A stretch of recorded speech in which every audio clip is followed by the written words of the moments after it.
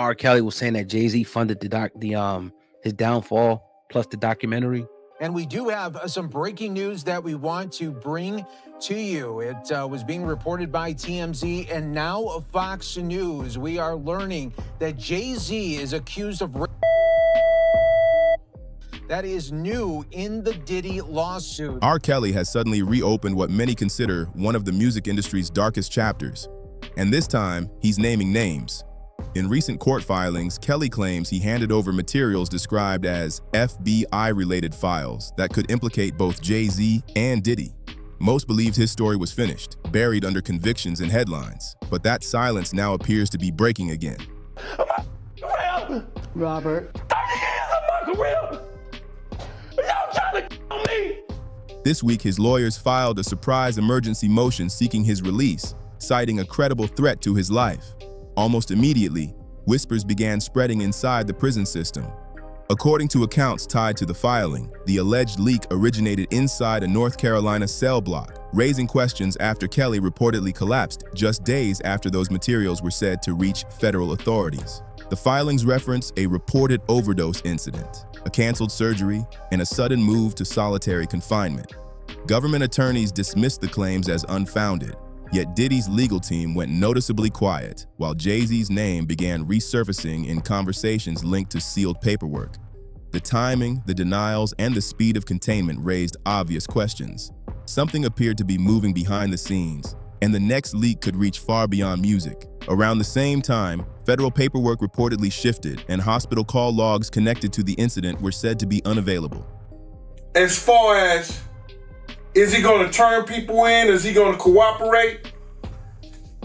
If the federal government wants him to cooperate and they're going to cut his time, because right now he's looking at 15 to life. With all the charges he won't get out till 70 years old. He about 70. That's when they start talking about letting him come to a halfway house. In late January, the North Carolina prison entered what officials labeled a routine review, effectively locking the facility down. An internal memo dated days after Kelly's filing referenced outside interference and media-sensitive exposure, language insiders associate with concern over press leaks. Inmates described early disruptions, phones shut off, and guards moving with unusual urgency. One staff member later acknowledged that a laptop from the administrative wing was taken by federal agents shortly after Kelly's hospital transfer. Officials insist nothing irregular occurred, but the sequence appears unusually precise. The speed of the response itself became the red flag, raising the question of how quickly noise can be contained when the source is already behind bars. The very next day, another motion briefly appeared online, then vanished within minutes. Copies circulated among reporters, signed by Kelly's own lawyer, referencing what was described as confidential cooperation in ongoing federal matters. No details were provided, but by nightfall, the industry was already buzzing. Rumors spread about recordings, offshore accounts, and connections between names never meant to appear together. I'm saying, Sean Carter, you're a piece of shit. Taking Pimp C wasn't bad enough. You just want to go down there and you want to just remove all of the balls from every real gangster in Houston.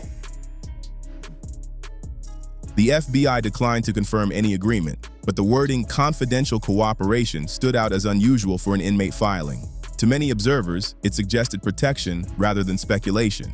Just 2 days later, a claim surfaced from a Chicago-based source, alleging that Diddy's legal team pushed for a sealed hearing the same week Kelly's motion went public. What once looked like coincidence began to feel coordinated. Jay-Z's name did not appear in official filings, yet it continued circulating through industry conversations. Veteran producers revisited the best of both worlds era, and the 2004 pepper spray incident at Madison Square Garden suddenly felt less like tour drama and more like a signal. Kelly's motion referenced the event as evidence of long-standing tension and alleged intimidation involving associates of a prominent artist. People close to Jay-Z dismissed it as paranoia, though many acknowledged the event had lingered in industry memory. 2 crew members from that night were reportedly banned from the venue for undisclosed reasons, details now resurfacing. The relevance sharpened after a quiet claim suggested one of those banned individuals was now under federal review tied to Diddy's past network. The overlap raised eyebrows. Thread after thread led back to the same powerful circle that had dominated the music industry for over 2 decades. And this time, the connections were harder to ignore. Then came Kelly's sudden collapse, described as a medical emergency on a Friday morning. Reports referenced fainting, blood clots, and irregular medication records. Hours later, his attorney issued a statement claiming Kelly had been overexposed to substances administered without his consent. That single line spread rapidly, intensifying scrutiny before official denials could slow it. Former guards quietly described a sealed wing, altered meal schedules, and a doctor reportedly brought in from Atlanta for what they characterized as an off-the-books review. Federal officials dismissed those claims as fiction, yet their own timeline confirmed a lockdown occurred just before Kelly's collapse. If nothing unusual happened, questions remained. Why secure an entire unit, reassign staff, and restrict press access to medical records? The silence drew more attention than any statement, and the timing felt too precise. Some people think that you like underage girls. What do you say to that? Well, those people that don't know Robert, they don't know me, so. I usually don't get into what people think about me, because all my career, even before the trial, people have had their opinions about Robert, and that's probably because it has a lot to do with me. Inside the music industry, reactions split fast. Part panic, part denial. With Diddy's conviction last year already weakening the belief that fame guarantees immunity, Jay-Z's public image had long depended on distance. No scandals, no noise, no chaos. But as figures connected to the story went quiet online, fans noticed something else. Roc Nation quietly removed 2 older posts featuring R. Kelly within 24 hours of the leak. Publicly, the move was framed as routine content cleanup. Privately, sources described it as concern over association. One longtime associate remarked that extensive old footage still existed, adding that if Kelly was cooperating, little remained buried. The comparison unsettled many. Similar early signals preceded Diddy's own downfall. Public denials from the FBI followed quickly. Within hours of Kelly's filing, a spokesperson labeled the claims a fanciful conspiracy. To some observers, the language sounded unusually prepared, suggesting preemption rather than review. They don't want, if they was in any of those freak-off tapes, if they played a part in any of those Diddy sessions, they don't want it to get out to the general public to make up their brand. That's why a lot of those rappers. Sources familiar with internal process noted that preliminary assessments typically take days, not hours, making the speed itself notable. A former agent later described the wording as the language of preemption, how officials speak when trying to stay ahead of a narrative.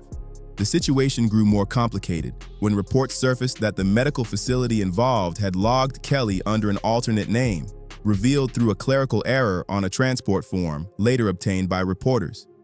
While officials offered administrative explanations, critics questioned the practice, noting that minimizing identifiable records limits traceability. Whether procedural or precautionary, the result was the same: a thinner paper trail tied to a critical hospital visit. As the story unfolded, inconsistencies continued stacking up. Diddy's sentencing hearing in New York was quietly rescheduled the same week as Kelly's hospitalization. The court cited a routine calendar issue, but multiple sources claimed federal prosecutors requested the delay to avoid overlapping media attention. What was framed as coincidence increasingly resembled coordination. At the same time, Jay-Z's team released polished photos from a charity event alongside a city mayor projecting calm. Journalists noted subtle changes, an expanded security detail, and a sudden refusal to answer off-topic questions. The contrast raised questions. If nothing was coming, why tighten the perimeter? By early February, Kelly was back in isolation, alleging prison officials allowed other inmates to intimidate him. His filings referenced extremist intermediaries and irregular medical dosing. On paper, the claims sounded extreme, until a local North Carolina outlet reported that a known prison gang figure was transferred into Kelly's unit during the same period.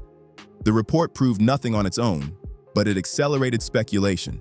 A source close to Kelly's attorney said federal marshals were warned days earlier. Officials denied receiving notice, yet reporters later circulated a time-stamped email indicating the warning existed. So what happens now is this is simply a civil complaint. And in a civil complaint, it goes through the technical legal process. Now, the distinction, Jessica, between civil and criminal, of course, is that civil is for monetary damages, right? The system can only reward you with money. There's allegations that this 13-year-old is suffering from post-traumatic stress disorder, suffered depression, etc. So now you go to fact-finding, right? Beneath the headlines, the emotion driving the saga no longer felt like justice. It felt like survival. Figures who once dismissed Kelly now quietly suggested he might be holding material too volatile to suppress. Filings referenced compromising recordings, private gatherings, and commercial arrangements designed to enforce silence. Legal observers noted similarities to phrasing used in parts of Diddy's indictment, arguing the overlap reflected long-standing methods of control rather than coincidence. If Kelly truly decided to speak, this story was no longer about a single scandal. It was about a system built on silence and power. Attorneys for disgraced Chicago musician R. Kelly have filed a petition to the U.S. Supreme Court to review his conviction for federal crimes. Public reaction remained split. Some dismissed him as delusional, others framed him as the only one willing to talk. As debate intensified, one thing became clearer. His fall stripped away fame, but not leverage. Now you one of Jay-Z's day ones, like one of the original Circle crew members, brothers. 30 years. 30 years. How'd y'all first connect? Streets, man. It was a connection through a mutual friend. Behind the scenes, movement accelerated. Attorneys tied to both moguls requested sealed meetings, and a former assistant linked to Diddy deleted her account shortly after posting a cryptic message. Everything connects. By morning, it was gone. Lining up the timeline sharpened scrutiny. Kelly's motion appeared on January 23rd. Diddy's team filed a delay on the 25th. Jay-Z's company removed older collaborations on the 26th. Kelly collapsed on the 27th. 4 days that many viewed as too synchronized to dismiss. Analysts called it pattern recognition. Insiders called it cleanup. Observers pointed to a shared motive: keeping the vault closed. According to sources familiar with industry history, that vault allegedly held recordings of private exchanges involving figures controlling billion-dollar enterprises. If such material existed, the stakes extended far beyond reputation, into legacy, money, and power. As denials increased, curiosity intensified. I don't have no felonies. I'm not crazy and none of that. It's like, I just want the truth, and it's so hard to get it from the courts. And it seems like Jay-Z don't want to say anything. So, I don't want to see him go down for something that you could have just got taken care of. That's it. A guard said surveillance footage from the day of Kelly's collapse was placed under technical review. Another source claimed the cameras functioned normally, but footage was transferred into federal custody. Neither explanation aligned cleanly with protocol. Both pointed to the same question: who controlled the evidence? At that point, the focus shifted. This was no longer about an inmate. It was about what he might know. Industry veterans described the early 2000s as a network of mutual silence, favor for favor, secret for secret. It worked until the wrong secrets collided. When files connected to Aaliyah resurfaced years later, insiders said the system shook. Her story became the quiet hinge, rarely addressed because it revealed how power was first consolidated. Insiders pointed to archived contracts containing personal service clauses. On the surface, the language looked standard. Privately, one attorney claimed it functioned as coded terminology. If examined closely, those clauses could unravel the illusion. Now, the backlash felt tangible. Publicists vanished. Legal teams restructured. Quiet settlements surfaced. One former executive described the panic as biblical. There was growing speculation that footage held by federal authorities extended beyond Kelly alone. Whether verified or not, the fear itself destabilized the industry. While Jay-Z's camp flooded headlines with charity and Diddy's circle retreated behind legal walls, Kelly remained isolated at the center, watching the fallout. Whether driven by revenge or resignation, observers said the result looked the same: an empire confronting the weight of its own construction. The question echoed across studios and boardrooms: if Kelly truly held what he claimed, what was still safe to deny? If another name surfaced next, who would walk away untouched? This story isn't finished yet.